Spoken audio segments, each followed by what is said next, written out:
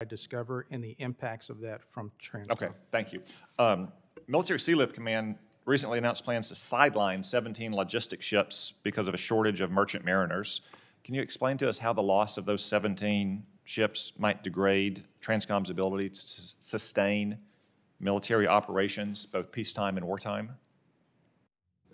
Senator, what I can share with you on that is, being from the air component, what I understand is that there is a little bit of an adjustment to make sure that the crews are available, can crew the ships. For the details of that, actually, I would have to defer to the Department of the United States Navy for that. Okay. If confirmed, can you come back to us after, say, 60 or 90 days with an answer about what you think the loss of those 17 ships means for our ability to sustain operations? Yes, Senator. Thank you. General Brunson, I want to speak about landmines. Landmines have been a critical part of defending the Korean Peninsula for decades now, essential to assuring that North Korea doesn't sweep into South Korea. The South Korean government has also stressed the importance of landmines. Do you agree that landmines continue to fulfill a critical battlefield need on the peninsula? Senator, having been up on the DMZ recently, they perform a very useful purpose where they are laid in the demilitarized zone, as you well know, sir. So yes, okay. I do believe they serve a purpose. And you believe that we should continue to employ them in that way at the DMZ? Senator, I believe that if confirmed, what I would do is continue to assess that. If there are other means to mitigate that, to serve the same purpose and role that they are currently, then I'll look at that. But I believe that right now they are serving the purpose they were intended for. Are you aware of any other potential means besides the landmines? I'm not. I'm curious in your professional military judgment. Well, sir, yes. And I'm just going to take that for a question. There are one-way munitions and things like that that could be used to provide the same purpose, sir. Okay. The reason I ask is that some people, to include some senators, but certainly some nations, believe that we should withdraw all landmines and not use them anymore. And that may be nice if you live in Europe and think you're behind the gates of paradise, but someone has to guard the gates around the world.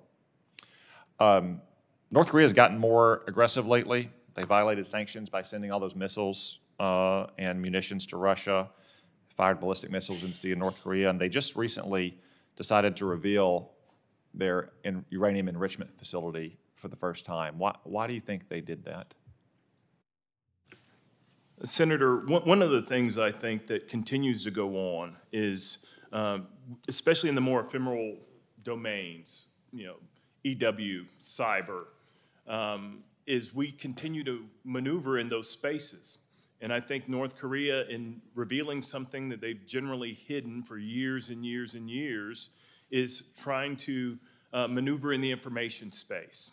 And to that end, if I'm confirmed, I have to take a look at how are we maneuvering in the information space to counter the narratives that are put forward by that. That causes tectonic shifts amongst the Korean people when they see another facility, because we all know that a facility that you can process uranium in is a facility that you can make warheads in.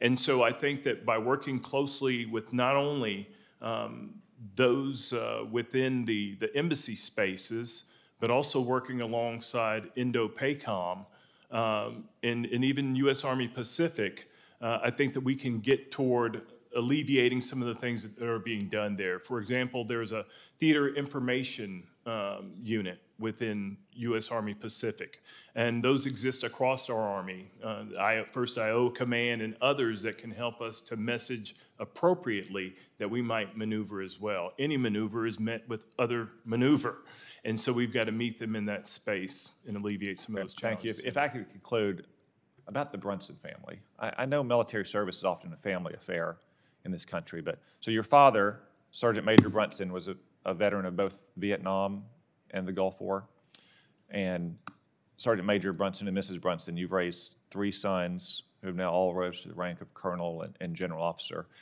I just want to say it's a remarkable testament to you as parents. You must raise your kids right. And to all those families out there who don't come from a family like the Brunsons. If you have any doubts about your child serving in our armed services, then you should look at what Sergeant Major and Mrs. Brunson have raised and know that it's a great choice for your family at a time when we're struggling to recruit who we need. We need more parents like Sergeant Major and Mrs. Brunson to encourage their kids to take the path you all have taken and serve this nation. So kudos to you.